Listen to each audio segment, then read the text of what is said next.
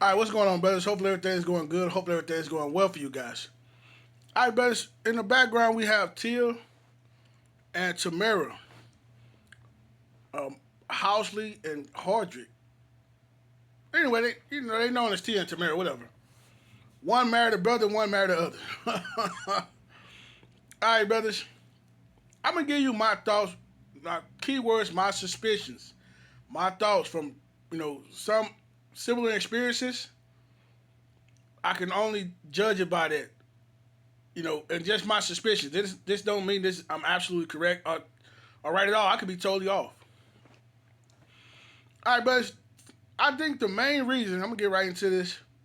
I think the main reason why Tia is divorced and why Tamara is still married is money.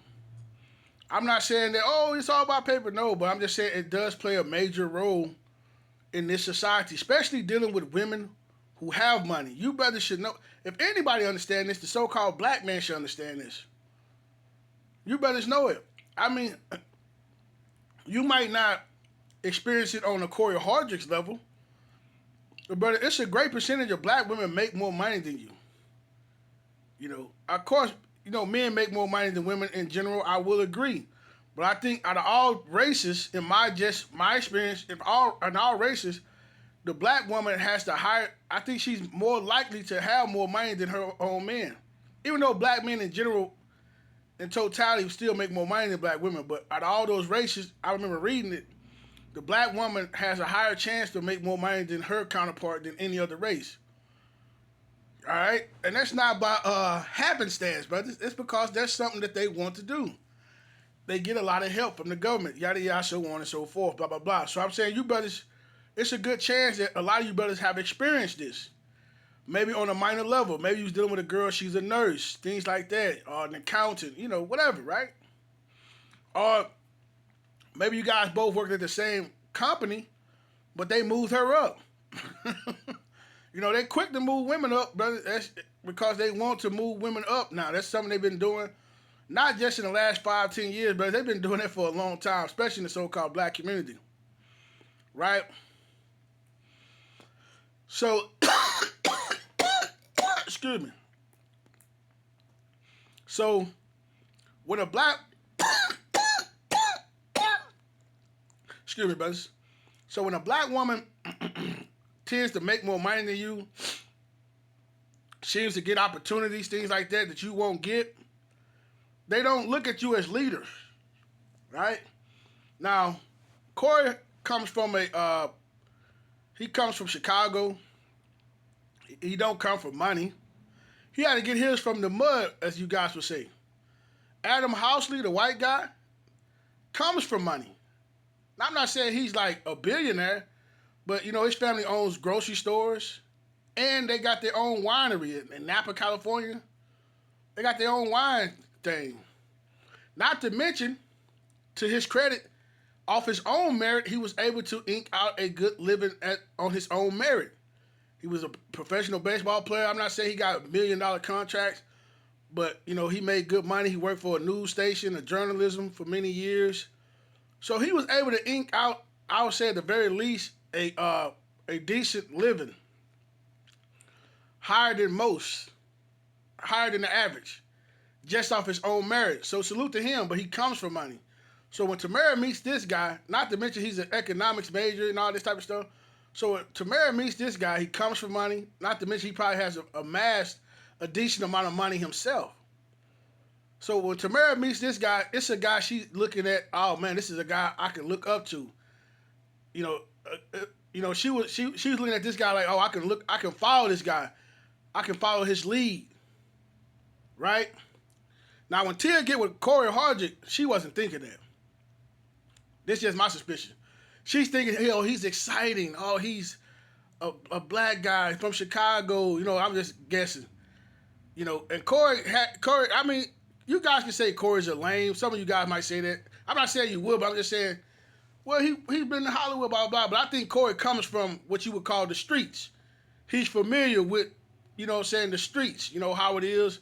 Like, I think you could pick Cory. This is just me on the outside looking in. You could pick Cory in any neighborhood in Chicago, Atlanta, and he'll fit right in.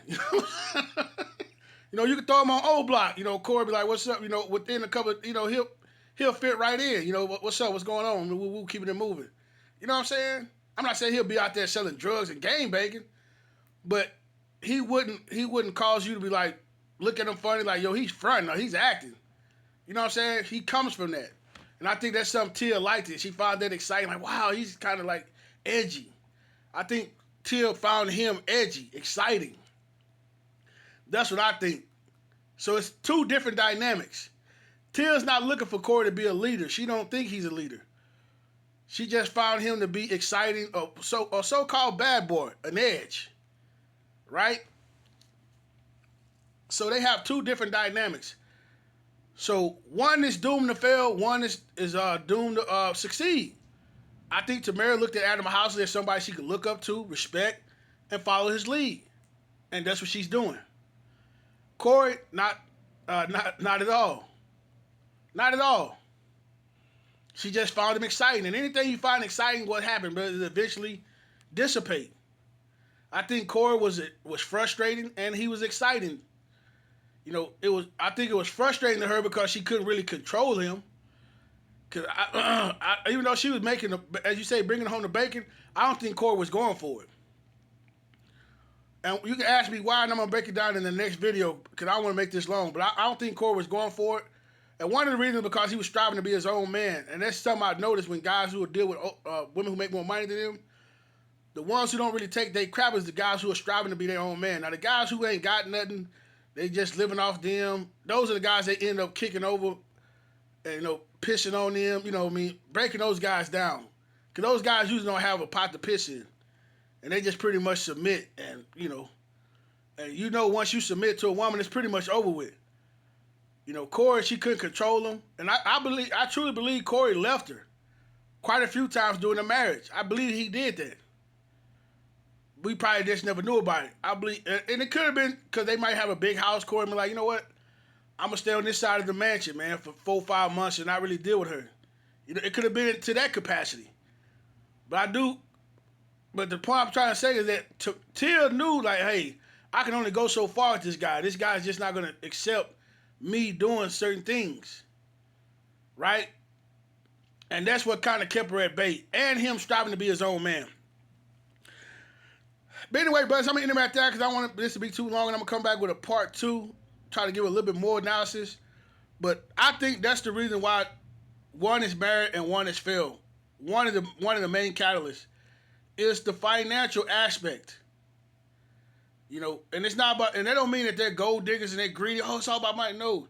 But it does play a major role, brothers. It plays a major role. And you as a so-called black man, you should know that. You ever been that guy who ain't never got no money? You see how people treat that dude? Always trying to bum off people. You see how people treat him? As opposed to how they treat people, who always had it finance in order, or who's not a burden. It's a big difference. And I'm not saying Cory was a burden, but I'm just saying these are two different dynamics. One was destined to fail, one was destined to succeed. You understand? So Adam Housley had the paper. He comes from money. And Tamera looks at him. It's not that she finds him exciting. She looks at Adam as somebody she can look up to, she can follow. I'm not saying she don't find him exciting, but I think the way she looks at her husband is somebody that she listens to and respects. Like, I think if Adam say, hey, man, blah, blah, blah, she's going to roll with it. Won't even question what he says. If Cory says something, I guarantee you Tia was always trying to question it, if not undermine it. I guarantee you she was. So that's a difference. All right, brothers, I'm going to end it right there, and I'm going to come back with a part 2 just to give it a little bit more insight. I'm out, brothers. Peace.